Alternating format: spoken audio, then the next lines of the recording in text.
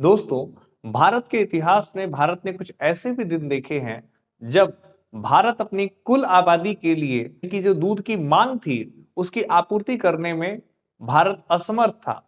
यानी भारतीय जो डेयरी फार्मर्स थे वो इतना भी दूध उत्पन्न या उतना भी दूध हमारे यहाँ नहीं होता था जो हमारी पूरी पॉपुलेशन के लिए जो है सफिशिएंट हो। और उस दौरान जो भारतीय लोगों के द्वारा जो दूध की मांग की आपूर्ति करने के लिए हम विदेशी कंपनियों द्वारा निर्मित जो दूध के पाउडर होते थे, पाउडर्ड मिल्क होते थे, उसके ऊपर निर्भर थे। उस समय डेयरी फार्मर्स भी उनकी भी स्थिति काफी बदहाल होती है। तभी एक ऐसे शख्स की एंट्री होती है जिसने पूरे जो भारत की जो मिल्क इंडस्ट्री है उसकी पूरी पिक्चर बदल देता है। और भारत जो है कल तक जो अपने जनता की जो दूध की मांग है उसकी आपूर्ति के लिए दूसरे देशों पर निर्भर करता था, वो भारत शीघ्र ही इतना ज्यादा मात्रा में दूध उत्पादन करने लग गए कि हम दूसरे देशों में भी अपने दूध की जो है सप्लाई करने में समर्थ हो गए। और ये सभी चीज संभव हो पाया एक व्यक्ति के प्रयासों द्वारा। एक व्यक्ति जिसने अपनी जो महत्वाकांक्षाएं थी, जो वो बनना चाहता था, उसने वो सब कुछ छोड़ के किसानों के हित में अपना पूरा जीवन लगा दिया। डेयरी फार्मर्स के जीवन में जब लगता था कि इतना बड़ा परिवर्तन कभी हो पाएगा, शायद ही किसी ने सोचा होगा। उनकी जिंदगी बदहाली से खुशहाली में बदलेगी, शायद ही किसी ने सोचा होगा। इसी बात को अगर मैं उनका जो व्यक्तित्व का परिचय अगर इस बात से दूं कि कुछ दुष्यंत कुमार की एक लाइन है जो बहुत ही प्रेरणादायक है, जो इन पर बहुत ही सूट करता है, जिन्होंने ना को हां में बदल दिया कि कौन कहता है कि आसमां में सुराख नहीं हो सकता, कौन कहता है आसमां में सुराख नहीं हो सकता, एक पत्थर तो तबीयत से उछालो यारो। मैं आज किसी ऐसे व्यक्ति की बात कर रहा हूं जो स्वयं जिसे दूध पीना पसंद नहीं था, लेकिन बाद में वही व्यक्ति व्हाइट रिवॉल्यूशन का पितामह कहा गया, यानी कि father of white revolution, the milk man of India. शायद आप समझ गए होंगे। चलिए मैं नाम को खोलता हूं, और वो नाम है डॉक्टर वर्गीस कुरियन। आज की जो पाठशाला है वो हम उन्हीं के जीवन का एक संक्षिप्त परिचय लेके आए हैं कि कैसे एक व्यक्ति जो कि आर्मी ऑफिसर बनना चाहता था, एक व्यक्ति जो मेटलर्जिस्ट बनना चाहता था, एक व्यक्ति जो एनआरआई बनना चाहता था, कैसे वो व्यक्ति अपना पूरा उसका जो जिसने सोचा भी नहीं था कि कभी वो फार्मर्स के लिए काम करेगा, और कैसे उस व्यक्ति ने जो है अपना सपना सब कुछ छोड़ के और एक नए सिरे से एक अपना जीवन पूरा सर्वस्व समर्पित कर दिया कॉमन गुड के लिए। जी हाँ, तो चलिए कहानी को शुरू करते हैं, समझते हैं। ये जो चैप्टर है जो मैं आज पढ़ाने जा रहा हूं, ये 8वीं क्लास में इस बार की जो नई एनसीईआरटी है उसमें इंट्रोड्यूस किया गया है। ठीक है, लेकिन मैं इन शख्स से काफी प्रभावित हुआ और मैंने कहा कि बच्चों को क्यों नहीं इनके बारे में सारी बात बताई जाए। वर्गीस कुरियन, आई टू हैड अ ड्रीम। तो अब लौटते हैं कहानी पर। तो वर्गीस कुरियन, जिन्हें भारत का मिल्कमैन कहा जाता है, यानी कि मिल्कमैन ऑफ इंडिया, ऐसा व्यक्ति जिसे खुद दूध पीना पसंद नहीं था, वो व्यक्ति आगे चलकर मिल्कमैन ऑफ इंडिया कहलाता है। जो वर्गीस कुरियन है एक क्रिश्चियन फैमिली से बिलोंग करते हैं और इनका जन्म 26 नवंबर 1921 को केरल में हुआ था। केरल का एक जिला है जो उस समय तो कालीकट था, आज वो है कोझिकोड, ठीक है ना। तो शुरुआत में ये बनना चाहते थे एक तरह से मेटलर्जिस्ट, ये सोल्जर भी बनना चाहते थे, इंडियन आर्मी ज्वाइन करना चाहते थे, और नहीं तो अगर कुछ नहीं हुआ तो ये विदेशों में जाके विदेश में सेटल होना चाहते थे। डॉक्टर कुरियन पढ़ाई में बहुत तेज थे, लेकिन किस्मत को कुछ और ही मंजूर था। ना ही वो आर्मी में जा सके, ना ही वो एक तरीके से एनआरआई बन सके। अब किस्मत कैसे करवट लेती है इसके बारे में जानते हैं। तो डॉक्टर कुरियन जो है अपनी पढ़ाई मैकेनिकल इंजीनियरिंग और फिजिक्स में उनकी जो है काफी रुचि थी। इसके बाद उन्हें जो है ना अपनी मास्टर पूरा करना था। तो मास्टर पूरा करने के लिए उन्होंने भारत सरकार के जो स्कॉलरशिप के लिए अप्लाई करते हैं, लेकिन यहीं पे होता है वो पेंच जो बदलता है पूरी किस्मत, पूरी कहानी को पलटने वाला यही वो स्कॉलरशिप जो है पूरी कहानी को बदल देता है। तो डॉक्टर कुरियन जो है ना इस समय मतलब वो चाहते थे अमेरिका की एक जो मिशिगन स्टेट यूनिवर्सिटी है वहां से वो मास्टर डिग्री लेना चाहते थे। लेकिन हुआ क्या कि अब यहाँ एक ट्विस्ट आया। ट्विस्ट ये था कि भारत सरकार ने कहा कि ठीक है हम आपको स्कॉलरशिप देंगे। उस समय भारत सरकार एक स्कॉलरशिप प्रोग्राम चला रही थी, तो उसके तहत जो है इन्होंने अप्लाई किया और इनको जो है स्कॉलरशिप मिली। अब जो भी स्कॉलरशिप लेंगे तो उसमें एक वो चीज था, एक क्लॉज था कि किसी व्यक्ति को स्कॉलरशिप तभी मिलेगा जब वो व्यक्ति एक तरह से सरकारी सेवा ज्वाइन करेगा। यानी कि अगर आपको स्कॉलरशिप चाहिए तो आपको कहीं ना कहीं क्या है सरकारी नौकरी करनी पड़ेगी विदेश से वापस लौटकर। ठीक है, तो अब इसी वजह से क्या होता है कि जब उनकी पढ़ाई पूरी होती है तो उनको एक पोस्टिंग मिलती है ना। तो पोस्टिंग कैसे मिलती है? तो उनको पोस्टिंग मिलती है, उनको आना पड़ता है गुजरात। गुजरात में आनंद एक जगह है, वहां पे वो मैकेनिकल इंजीनियर बन के आते हैं। ठीक है ना, तो ये चीज है। अब कुरियन साहब का मन था कि न्यूक्लियर फिजिक्स या जो है मेटलर्जी में कुछ बड़ा करने का, लेकिन सरकार ने उन्हें भेज दिया क्या, गुजरात के एक छोटे से गांव आनंद में, वो भी डेयरी इंजीनियर बनाकर। ठीक है, अब तो साल था उस समय 1949। कुरियन साहब आनंद पहुंचे। अब आनंद पहुंचने के बाद जब आनंद की स्थिति देखी वहां पे, तो वहां का इंफ्रास्ट्रक्चर इतना अच्छा नहीं था। यानी कि उनको लगा कि यार यहाँ कहाँ पे मतलब कहाँ आ गए, ऐसा कुछ उन्हें फील हुआ कि यार मतलब यहाँ तो मेरे से रहा नहीं जाएगा। कुरियन साहब जब पहुंचे तो उस समय आनंद में कोई खास सुविधा नहीं थी, उन्हें यह जगह बहुत बोरिंग लगी। वे बस इंतजार में थे कि कैसे भी करके उनका जो है कि सरकारी बॉन्ड का समय खत्म हो और वो अपना बोरिया बिस्तर लेके क्या है यहाँ से निकल लें। लेकिन इसी बीच में क्या होता है कि एक उनका सामना होता है कड़वी सच्चाई से। जब आनंद पहुंचते हैं डेयरी इंजीनियर के तौर पर, जब वो कार्यरत होते हैं, एक कंपनी होती है आनंद में जो कि दूध या डेयरी सेक्टर में काम करती है, जिसका नाम होता है पॉल्सन कंपनी। तो वहां पे पॉल्सन कंपनी जो है ना, जो वहां के किसान हैं उनका बड़ा शोषण करती थी। तो उसमें तीन इस लेयर थे, एक किसान, मिडिल मैन और फिर जो कंपनी। तो जो कुरियन साहब हैं, कुरियन साहब देखते हैं कि यार ये जो पॉल्सन कंपनी और मिडिल मैन है, ये किसानों को उतना जो पैसा उनको मिलना चाहिए था जो उनके हक का, वो पैसा नहीं दे रहे। ठीक है, तो अब जाहिर सी बात है कि उस समय जो है उन्होंने देखा कि यार गरीब डेयरी किसान को बिचौलियों द्वारा शोषित हो रहे हैं। तो इस समय पोल्सन कंपनी अपना दबदबा यानी कि डोमिनेंस जमा के बैठी हुई है। पोल्सन दूध का व्यापार करती थी और किसान को जो पैसा मिलता था दूध का वो बहुत कम मिलता था। कुरियन साहब को ये बात बुरी लगती है। ठीक है, तभी एक और शख्स से जो है कुरियन की मुलाकात होती है। कुरियन देखते हैं कि एक यहाँ के जो है ना लोकल लीडर होते हैं जिनका नाम होता है त्रिभुवन दास। वो त्रिभुवन दास जो है ना लगातार किसानों को उनका हक दिलाने के लिए काम करने का प्रयास कर रहे थे। क्या कर रहे थे वो? तो त्रिभुवन दास जो है चाहते थे कि, त्रिभुवन दास पटेल उनका पूरा नाम था, तो किसानों की एक सहकारी समिति, कोऑपरेटिव सोसाइटी बनाने की बात कर रहे थे वो। ठीक है ना, तो अब जिसका नाम जो था वो था एक तरह से खेड़ा जिला सहकारी दुग्ध उत्पादक। किसानों की एक सहकारी समिति बनाना चाहते थे और वो था क्या था, KDCMPUL। ठीक है ना, एक दिन क्या हुआ कि त्रिभुवन दास पटेल की जो अपनी डेयरी थी उसमें क्या है एक मशीन में खराबी आ गई। और इस समय जो है ना डेयरी इंजीनियर बन के गए होते हैं आनंद में। कौन होता है इस समय? तो इस समय आनंद में डेयरी इंजीनियर के तौर पे काम कर रहे होते हैं वर्गीस कुरियन। तो यहीं पे जो त्रिभुवन दास पटेल हैं और जो वर्गीस कुरियन है उनकी मुलाकात होती है। अब जब कुरियन तो इंजीनियर थे ही, अब उन्होंने मदद की, मशीन तो ठीक कर दी। अब इस घटना के बाद पटेल और कुरियन की बातचीत शुरू होती है और कुरियन ने देखा कि किसान अपनी मेहनत करते हैं और बिचौलिए उनका सारा मुनाफा खा जाते हैं। ठीक है ना, तो वही बात है। तो कुल मिला के अब क्या हुआ कि जो ये सिलसिला चलता रहा, उनका बातचीत हुआ। अब कुरियन इंतजार कर रहे थे कि कैसे भी करके मेरा समय जो है यहाँ पे क्या है, जो बॉन्ड का जो टाइम है ना, कि जितने समय बाद सर्विस को छोड़ सकते हैं, तो कुरियन का समय पूरा हो गया। ठीक है ना, बॉन्ड वाला जो रिस्ट्रिक्शन वाला लिमिटेशन था वो खत्म हो गया। कुरियन अब जाना चाहते थे, कुरियन अब जा ही रहे थे कि तभी त्रिभुवन दास पटेल उनको कहते हैं कि मत जाइए। यानी कि जो पटेल साहब का मानना था कि जितने भी ऑप्रेस्ड किसान हैं, जिनका जो शोषण हो रहा है बिचौलियों द्वारा, कंपनी है उसके द्वारा, तो उसमें जो है ना एक तरह से कहने का मतलब क्या है कि अगर आप और मैं रहेंगे तो हम क्या कर सकते हैं, मदद पहुंचा सकते हैं उनको, जो है ना इस जो है ना जंगल राज से मुक्ति दिला सकते हैं। तो कुरियन का दिल जो है ना उनकी बातों से, मतलब उनकी बातें जो है दिल पे लगी, उनका दिल पसीज गया और कुरियन को ये बात भा गई और कुरियन ने अपने जाने का जो आइडिया है वो ड्रॉप कर दिया। ठीक है।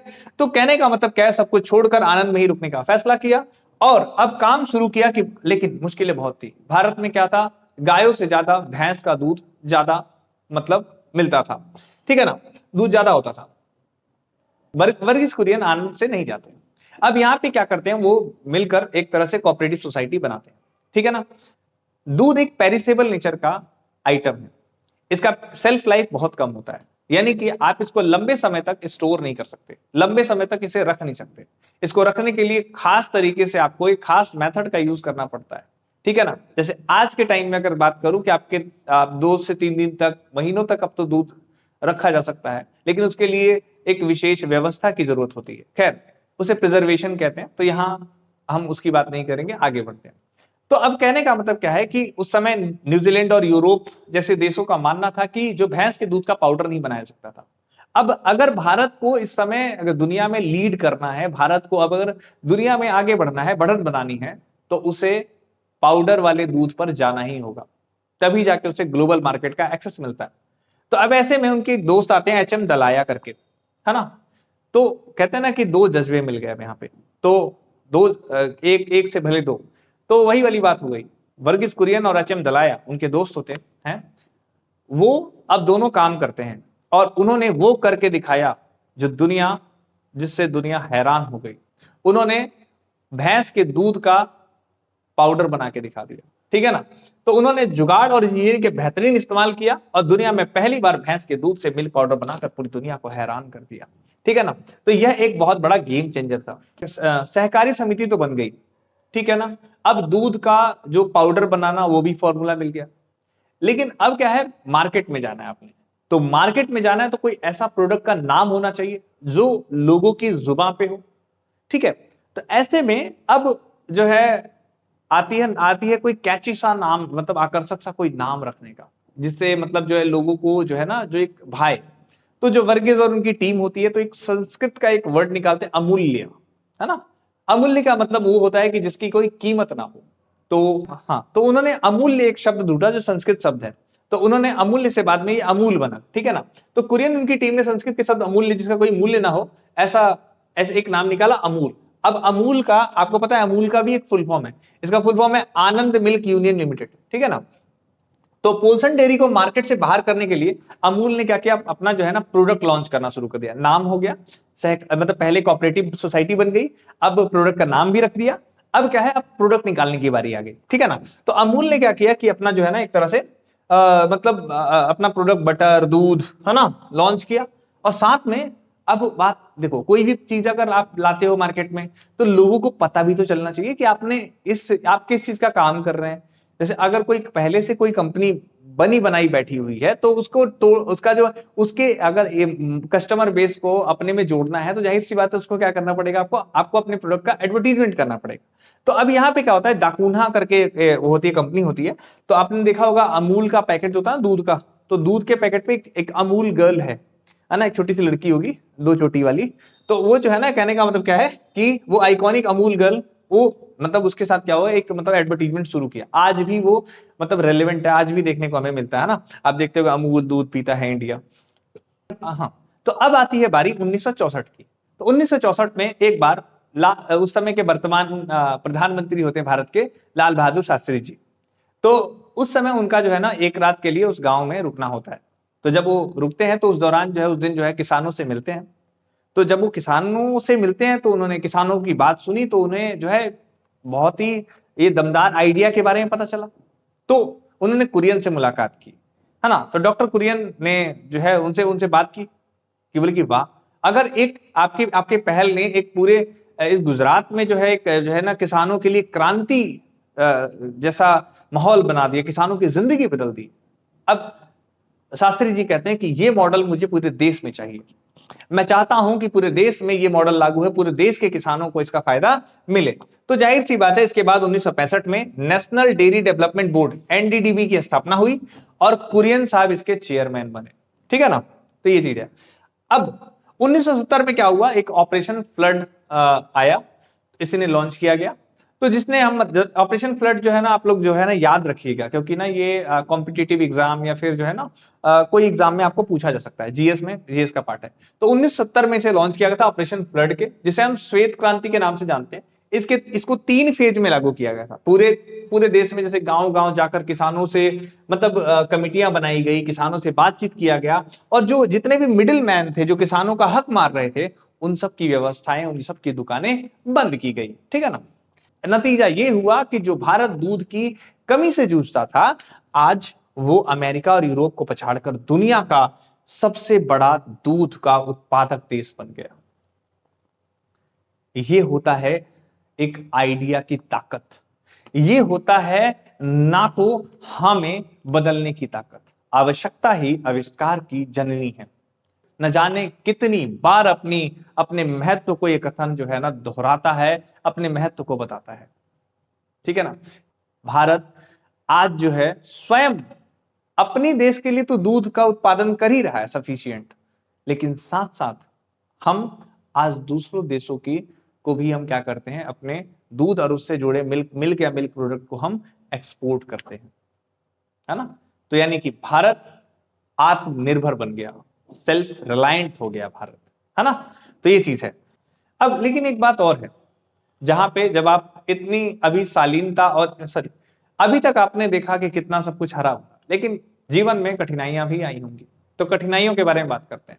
तो जो कुरियन जो है वो काफी, डॉक्टर कुरियन साहब जो है वो काफी जो है एक तरह से उसूलों वाले व्यक्ति थे, सख्त व्यक्ति थे, सख्त मतलब वो जो है उसूलों पे चलने वाले थे, है ना। तो अडिग तरह के व्यक्ति थे, डिटरमिन। तो अब उन्हें जो है ना इस कारण क्या होता है, इसका खामियाजा भी भुगतना पड़ता। कई बार क्या होता है कि जो है ना वो नेताओं और अफसरशाहों से उनको जो है ना, यानी कि ब्यूरोक्रेसी से जो है, अफसरों से, है ना, इनसे थोड़ा सा क्या है, कहने का मतलब क्या है, इनकी तनातनी भी रहती थी। कई बार ऐसा भी देखा गया कि जो एमएनसी कंपनीज थी, जो विदेशी कंपनियां थी, उनसे भी कई बार कुरियन साहब की जो है एक तरह से वहां पे भी संघर्ष देखने को मिला। किस किस बात को लेके, विदेशी कंपनियों का मानना था कि हमें भी बाजार मिले, हम भी क्या है अपना जो है जो प्रोडक्ट है, इतना बड़ा भारतीय बाजार है उसमें हम जाके अपना प्रोडक्ट बेचे। लेकिन कुरियन साहब को ये मंजूर नहीं था कि अगर विदेशी कंपनियों को भारत में आने दिया जाता तो इससे नुकसान ये होता कि इस तरह से कहीं ना कहीं क्या हो, जो छोटे और मझौले किसान हैं, जो डेयरी उत्पादन से, जिनका जो पूरा पूरा जो जीवन यापन जो है इसी उस पे टिका हुआ है, दूध बेचने पर टिका हुआ है, तो विदेशी कंपनियों के आने से हो सकता था उनके जीवन को बहुत ज्यादा नुकसान होता और यहाँ पे कंपटीशन बढ़ जाता मार्केट में। तो इसीलिए क्या है कि एक तरह से जो विदेशी कंपनी चाहती थी जो पाउडर जो मिल्क है जो उनके देश में है वो भारत में बिकना शुरू हो, लेकिन कुरियन साहब ने इसका विरोध किया और इसी बात से विदेशी कंपनी से कई बार लड़ाई हुई। इनका स्वभाव जिद्दी था, अक्सर लोग अड़ियल या जिद्दी कहते थे, लेकिन उनका मानना था कि अगर आपको किसानों का हक दिलाना है तो आपको सिस्टम से भिड़ना ही पड़ेगा, है ना, चेंज लाने के लिए करना पड़ेगा। अब एक चीज और देखने को मिलता है कि कुरियन साहब जो है मतलब लगभग जब से अमूल बना तब से क्या है, इसके जो चेयरमैन यही बने रहे, ठीक है ना। तो अब यहाँ पे एक नया ट्विस्ट देखने को मिलता है, ठीक है ना।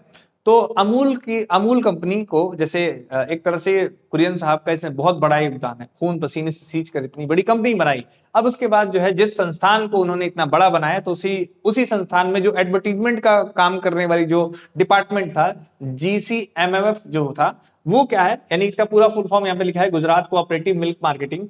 तो उन्होंने जो है ना अपने खून वो जो है ना एक तरह से उन्हीं के बोर्ड मेंबर्स जो हो गए, उन्हीं में क्या हो गया एक तरीके से कुरियन साहब को लेके मतलब एक विवाद हो गया। किस बात को लेके कि भाई कि नए चेहरे आने चाहिए, है ना। आप इतने साल तक कंपनी को चला लिए, अब क्या है कोई नया आना चाहिए, ठीक है ना। उसी के बोर्ड मेंबर्स के साथ उनके मतभेद हो गए। बोर्ड के कुछ लोगों का मानना था कि कुरियन अब बहुत उम्र दराज हो गए हैं और उन्हें पद छोड़ देना चाहिए, लेकिन कुरियन का कहना था कि बोर्ड में राजनीति हावी हो रही है ना। अब अंत में क्या हुआ कि 2006 में 84 साल की उम्र में विवादों के बीच डॉक्टर कुरियन भरे मन से ही क्या है चेयरमैन पद से इस्तीफा देना पड़ता है। उनके लिए एक बहुत बड़ा इमोशन और मुश्किल समय था, ठीक है ना। ये कहानी थी कुल मिला के। तो मैं उम्मीद करता हूं आपको ये कहानी बहुत अच्छी लगी होगी और समझ में आया होगा। इस कहानी में आपने सीखा होगा कि कई बार हम सोचते हैं कि हम ये करें वो करें वो करें, लेकिन किस्मत में कुछ और ही लिखा होता है। और कई बार ये किस्मत एक ऐसा करवट लेती है कि हम सोचते कुछ और है, उससे कई गुना बेहतर इंसान बना के भी हमें जो है दे देती है। तो कहते हैं कि कुछ हो तो और भला और कुछ ना हो तो और भला, है ना? तो जब आप जीवन में ऐसे ही कभी आपको कोई अपनी प्यारी चीज, कोई प्यारा सपना, कोई मंजिल, कोई जो भी हो आपके पड़ाव, अगर आपको वो ना मिले, तो ये जरूर सोचना कि ईश्वर ने आपको कहीं ना कहीं क्या है, एक कुछ अलग ही प्लान्स बनाए हैं, भविष्य की अपनी अपनी योजनाएं हैं, जो आपको जब वो समय आएगा तो आपको लगेगा कि जिस चीज के लिए मैं भाग रहा था, ईश्वर ने मुझे उससे बड़ी मंजिल दी, और शायद आज मैं अगर उसके पीछे रहता तो आज यहां नहीं हो पाता। तो जो होता है वो अच्छे के लिए होता है, यही मानिए। और कभी भी प्रयासों से बिल्कुल भी अपने आप को पीछे नहीं हटना है, प्रयास करते रहना है। जीवन में सफलता पाने के 3 मूल मंत्र हैं। पहला, आपको होना पड़ेगा कंसिस्टेंट। दूसरा, परसीवरेंस, मेहनत करना, पसीना बहाना, वो भी आपका काम है। कंसिस्टेंट का मतलब हो गया कि आपको लगातार उस काम को करते रहना है। रादर कि आप ये मत देखिए कि आपको अभी सफलता मिल रही है, नहीं मिल रही है, नहीं मिल रही है, मिल रही है, वो बाद का विषय है। पहली कंसिस्टेंसी होनी चाहिए, दूसरा परसीवरेंस होना चाहिए, और तीसरा होना चाहिए पेशेंस, है ना? आज नहीं तो कल होगा, होगा जरूर। अगर आपके मेहनत में, अगर कर्म में अगर सच्चाई है, तो कोई कर्म निष्फल नहीं होता, है ना? कहते हैं ना, हर मुश्किल का हल होगा, आज नहीं तो कल होगा, है ना? अगर कर्म में है, सच्चाई है ना? तो जाहिर सी बात है, कमाल तो होना ही होना है किसी न किसी दिन। तो उस समय तक आपके अंदर जो है धैर्य होना चाहिए, धैर्य बहुत जरूरी है। ठीक है, तो उम्मीद करता हूँ ये कहानी आपको समझ आई होगी, और समझ आई होगी तो जरूर बताइएगा कैसी लगी कहानी। तो इसका जो सेंट्रल थीम है इस पूरी कहानी का, वो ये है कि हमें हमारे जीवन का पर्पस क्या होना चाहिए। कई बार आपने ये बात सुनी होगी, मनुष्य वो है जो मनुष्य के लिए मरे, ठीक है ना? यानी कि जो जीवन का जो मूल मकसद होना चाहिए वो दूसरों का, यानी कि जो कॉमन गुड ही होना चाहिए, दूसरों का भला, है ना? तो कहने का मतलब सर्वजन सुखाए, सर्वजन हिताय। तो आजकल अगर मैं बात करूं कि तरक्की की बात, तो तरक्की किसको कहते हैं? आजकल खुश होना किसे कहते हैं? आप किसी को देखते होंगे जो बहुत बड़ी गाड़ी में चल रहा है, आपको लगता होगा काफी कि वो बहुत ही खुश इंसान है, वो बहुत ज्यादा हैप्पी है। अगर आप ये सोचते हो कि जीवन में खुशी का मतलब बहुत सारा बेशुमार दौलत होना, पैसा होना, तो ऐसा भी नहीं है।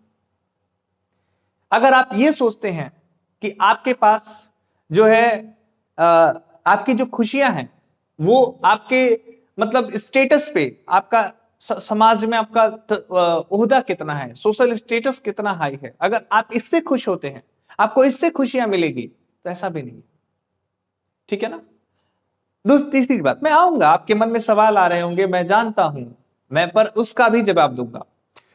तीसरा चीज है, अगर आप जैसे आजकल की दुनिया सुपरफिशियल परफेक्शन के बारे में, भले ही हम अंदर से बहुत सारी जो है वेदनाएं हैं, मर रहे हैं उससे, दुखों से, लेकिन फिर भी हम क्या है, हम दिखावा कर रहे हैं, फालतू का दिखावा कर रहे हैं हम, है ना?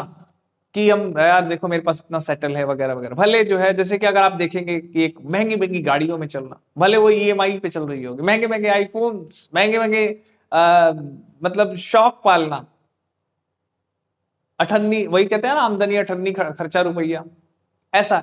अगर आप दिखावा करते हैं और आपको कोई कहता है, वाहवाही करता है, वाह वाह क्या बात है, इसके पास इतनी चीजें है वो है, और आपको उससे खुशी मिलती है, तो वो भी खुशी नहीं है। मतलब अगर आपको लगता है कि आपके पास बहुत बेशुमार पैसा है और आपको खुशी मिलेगी, तो ऐसा नहीं है।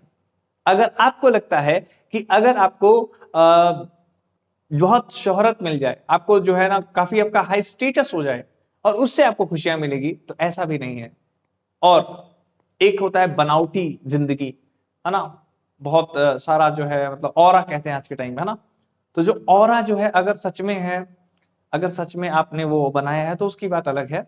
लेकिन सुपरफिशियल दिखावटी बनावटी चीजों में आपको खुशियां वो ढूंढने अगर निकलेंगे तो वो नहीं मिलेगी। इसके कारण है, आपको दौलत से खुशी मिल सकती है, आपको शोहरत से खुशी मिल सकती है, लेकिन वो खुशी जो है वो टेम्पररी होगी बच्चे। वो जो खुशी होगी वो क्षणिक होगी, आपको क्षण भर में लगेगा कि हाँ मतलब हाँ मेरे पास है ये चीज है, खुशियां देगी।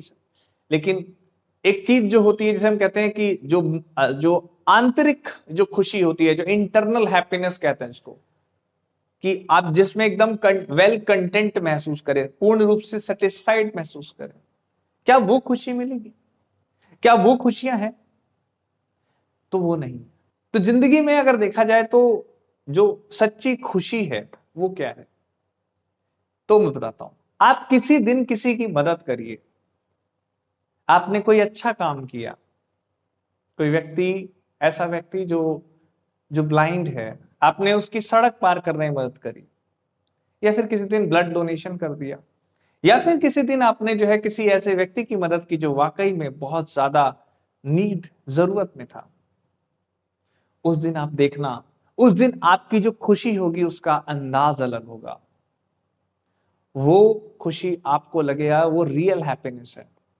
तो वर्गीस कुरियन ना यहाँ पे बता रहे हैं कि जो लाइफ है ना, तो लाइफ एक तरीके से दूसरों के हितों में अपना जीवन लगाना, जिससे दूसरों की जिंदगी आसान हो। ठीक है। तो अगर मैं बात करूं तो कुरियन जो है, डॉक्टर कुरियन जो है बताते हैं, इंफेसाइज करते हैं कि true success do not come from wealth, high status and superficial perfection, instead they come from making meaningful contribution to society. अगर आप समाज के लिए अपना योगदान दे पा रहे हैं मीनिंगफुल वे में, है ना, जिससे सार्थक तरीके से अगर समाज के उत्थान में अगर आप अपना योगदान दे रहे हैं, ठीक है ना, ईमानदारी के साथ अपने कर्मों को कर रहे हैं। जैसे मैं शिक्षक हूं और मेरा काम है मैं ईमानदारी से शिक्षा दूं, तो मैं अपना काम अपने अगर मैं अच्छे से करूंगा, डॉक्टर अपना काम अच्छे से करे, हर व्यक्ति, हर इंसान की जो जिम्मेदारियां हैं वो अच्छे से करे। इतना मेहनत करना कि आप जो चाहते हैं अपने जीवन से वो रिवॉर्ड आपको मिल जाए। बस ध्यान रहे, प्रयास में कमी नहीं होना चाहिए। हाँ, सफलता किसी को देर से मिलती है, सफलता किसी को हो सकता है सफलता किसी को जल्दी मिल जाए, किसी को देर से मिलती है। लेकिन अगर आपने वो निष्ठा है, आपने वो अपने काम के प्रति समर्पण है, तो आप जरूर कहीं ना कहीं बेटा, आप जरूर कहीं ना कहीं जो है आप सफल होगे, है ना। हर मुश्किल का हल होगा आज, नहीं तो कल होगा, ये बात ध्यान रखिएगा। ठीक है। तो वाकई में आपको मैंने थोड़ा सा लंबा ये समय लिया, लेकिन बातें आपको जो है जितनी भी बोली है मैंने, वो कहीं ना कहीं जरूरी था, है ना।